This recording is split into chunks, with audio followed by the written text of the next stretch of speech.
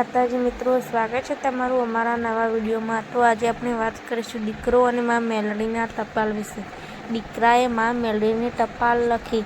એક સમયની વાત છે, સૌરાષ્ટ્રના એક નાના ગામડામાં વીરો નામનો એક યુવાન રહેતો હતો। વીરો ભલે ગરીબ હતો, પણ તેનો આત્મા ઊંચો હતો અને તેના હૃદયમાં મા મેલડી પ્રત્યે અખૂટ શ્રદ્ધા હતી। વીરાના ગામમાં મેલડીમાનું એક નાનકડું સ્થાન હતું, જ્યાં તે રોજ સવાર સાંજ દીવો અગરબત્તી કરતો અને માતાજીને પોતાના દુઃખ સુખની વાતો કરતો। વીરા માટે મેલડીમાં માત્ર દેવી નહોતા, પણ તેના સગા માતા હતા, કારણ કે વીરો નાની ઉંમરે જ તેના માતા પિતાનું ગુમાવી બેઠો હતો।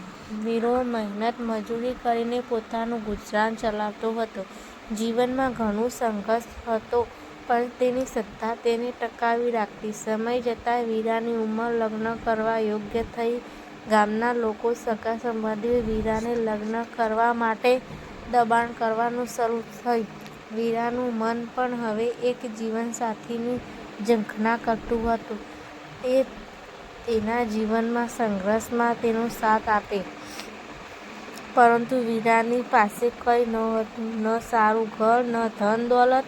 ગરીબીને કારણે કોઈ પણ વીરાને પોતાની દીકરી આપવા તૈયાર થતું નહોતું। વીરો દરેક ઠેકાણેથી નિરાશ થઈ ગયો। લોકોના મહેણા ટોણાથી તેનું હૃદય ભાંગી ગયું। રાત્રે એકાંતમાં તે મેલડી માના સ્થાનક પાસે બેસીને ધ્રુસકે ધ્રુસકે રડતો અને માતાજીને ફરિયાદ કરવા લાગ્યો, હે મારી મા, તું તો સૌની લાજ રાખનારી, તું તો મમતાનો સાગર, મને ક્યારેય કોઈ વસ્તુની ખોટ પડવા દીધી નથી, તો શું મારા ભાગ્યમાં એક ઘરવાળી પણ નથી? શું મારે એકલા જ આ જીવન જીવવાનું છે? ગામના લોકો મને મહેણા મારે છે, પરંતુ તું મારી મા છે। મારા આ દીકરાની આટલી પણ વાત તું નહીં સાંભળે? દિવસો વીતતા ગયા, પણ કોઈ રસ્તો ન દેખાયો। એક દિવસ વીરાના મનમાં એક અનોખો વિચાર આવ્યો। તેને થયું કે જ્યારે કોઈ વ્યક્તિ તેના દૂર રહેલા પ્રિયજનને તેની વાત પહોંચાડી શકતું નથી, ત્યારે તે શું કરે છે? તે ટપાલ લખે છે। વીરાએ વિચાર્યું, મા મેલડી કદાચ આ સ્થાનકમાં જ છે, પણ હું તો એને દુનિયાની છેડે રહેલી મા જેટલો પ્રેમ કરું છું, તો કેમ ન હું એને ટપાલ લખું? ટપાલ લખવાનો નિર્ણય વીરો બજારમાં ગયો અને એક પોસ્ટકાર્ડ ખરીદી લાવ્યો। તે સાંજે તેણે માતાજીના સ્થાનક પાસે બેસીને દિલ ખોલીને ટપાલ લખવાની શરૂઆત કરી। ટપાલ માત્ર શબ્દો નહોતા, પણ એક દીકરાના હૃદયની આરત હતી અને તેના આંસુઓનો હિસાબ હતો। તેણે ટપાલમાં લખ્યું, શ્રી મેલડી માતાજીના ચરણોમાં, તારો દીકરો વીરો, ગામ સૌરાષ્ટ્ર, જય મેલડી મા। હે મારી વહાલી મા, તારો વીરો તને આજે ટપાલ લખી રહ્યો છે અને ખબર છે કે તું અહીં જ છે, પણ મારું દુઃખ એટલું મોટું છે કે હું તને કાગળમાં લખીને હળવું કરવા માંગુ છું। મા, હવે આ ગરીબાઈથી મારું મન થાકી ગયું છે। લોકો મને મહેણા મારે છે। તેઓ કહે છે કે જેની પાસે ઘર નથી, દોલત નથી, તેની સાથે કોણ પોતાની દીકરી પરણાવે? મા, મેં તારા સિવાય ક્યારેય કોઈને મારા માતા માન્યા નથી, તે જ મને મોટો કર્યો છે। હવે તું જ કહે, મારે શું કરવું? હું તારો દીકરો છું, મારી લાજ તારા હાથમાં છે। મારી પાસે ધન દોલત નથી, પણ હું તને સાક્ષી રાખીને કહું છું કે હું મારી આવનારી પત્નીને ખૂબ પ્રેમ આપીશ અને તેનું ધ્યાન રાખીશ। મારે માત્ર એક સારી જીવનસાથી જોઈએ છે, જે આ સંઘર્ષમાં મારો સાથ આપે। મા, તને ક્યાં પોસ્ટ કરું? તારું સરનામું ક્યાં છે? મેં તો આ કાગળ તારા મંદિરના થાંભલાને જ આપી દીધો છે। હું તો એટલું જ જાણું છું કે તું જ્યાં પણ હોઈશ, ત્યાંથી આ કાગળ જરૂર વાંચીશ। જો તું ખરેખર મારી મા હોઈશ, તો મારા લગ્નમાં જરૂર કરાવીશ। જો લગ્ન નહીં થાય, તો હું માની લઈશ કે મારી મા મેલડી મારા પર વિશ્વાસ નથી અને હું જીવનભર કુંવારો રહીશ। બસ આ જ મારી અંતિમ વિનંતી છે। તારો ઉત્તરની રાહ જોઈશ। તારો આશાવાન દીકરો, વીરો। વીરાએ એ ટપાલને વાળીને મેલડીમાના સ્થાનકના થાંભલા પર એક તિરાડમાં મૂકી દીધો। તે દિવસ તે શાંતિથી સૂઈ ગયો। તેને લાગ્યું કે જાણે તેને પોતાનો મોટો ભાર માતાજીના ચરણોમાં મૂકી દીધો. માતાજીનો પરચો. આ બનાવ બન્યાના થોડા દિવસો થયા હતા. વીરો પોતાનું નિત્યક્રમનું કામ કરી રહ્યો હતો.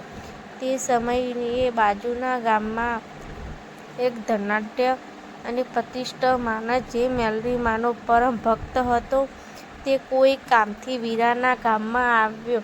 તે માણસ મેલડીમાના સ્થાનકના દર્શન કરવા ગયો.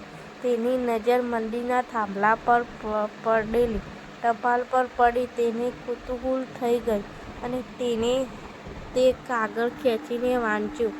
આખી ટપાલ વાંચીને તે માણસની આંખો ભીની થઈ ગઈ.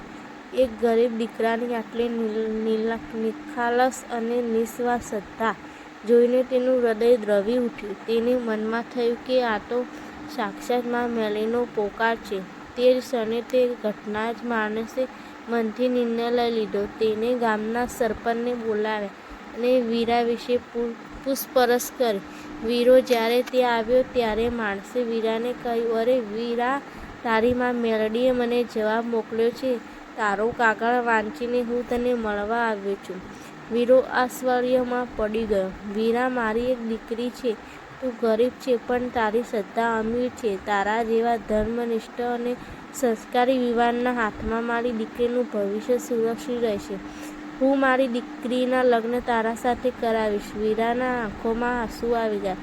આ કોઈ સામાન્ય માણસ નહોતો, પણ એક મોટો વેપારી હતો. તેને સ્વપ્નમાં પણ નહોતું વિચાર્યું કે આટલા મોટા ઘરની દીકરી તેને મળશે. આ વાત સાંભળીને વીરો મેલડીમાના ચરણોમાં ઢળી પડ્યો. મા મેલડીનો ઉત્તર. વીરાના લગ્ન ધામધૂમથી થયા. તે ધનાઢ્ય માણસે વીરાને રહેવા માટે એક સારું ઘર પણ બનાવી આપ્યું અને તેને પોતાના વ્યવસાયમાં મદદ કરી. વીરો હવે માત્ર ગરીબ મજૂર નહોતો, પણ એક સુખી અને સમૃદ્ધ પરિવારનો મોભી બની ગયો. આ બધું માત્ર અને માત્ર દીકરાએ મા મેલડીને લખેલી એક ટપાલના કારણે થયું હતું. એ ટપાલ માત્ર કાગળનો ટુકડો નહોતો, તે એક ભક્તના અતૂટ વિશ્વાસ અને માતાજીની તેના દીકરા પ્રત્યેની અપાર મમતાનું પ્રતીક બની ગઈ. ગુજરાતમાં આજે પણ લોકમુખે આ વાત કહેવાય છે કે જો તમારો વિશ્વાસ અડગ હોય તો તમારી વાત ભલે ગમે તેટલી દૂર હોય, તમારી મા મેલડી સુધી ચોક્કસ પહોંચે છે. મા મેલડી માટે દીકરાની ટપાલનું સરનામું દુનિયાના કોઈ પોસ્ટ ઓફિસમાં નહીં, પણ તેના ભક્તના હૃદયમાં હોય છે. અને એમાં પોતાના દીકરાની લાજ રાખનાર માટે કોઈને કોઈ સ્વરૂપે, કોઈને કોઈ માધ્યમથી ધરતી પર ઉતરી આવે છે. મા મેલડીનો આ જ પરચો છે જે બતાવે છે કે ભગવાન ભાવના ભૂખ્યા છે, ધનના નહીં. શું તમને મેલડીમાની આવી કોઈ અન્ય ઘટના વિશે જાણવા માંગો છો? તો ચેનલને સબસ્ક્રાઈબ અને વિડીયોને લાઈક કરી દેજો અને કમેન્ટમાં જય મા મેલડીમાં લખજો.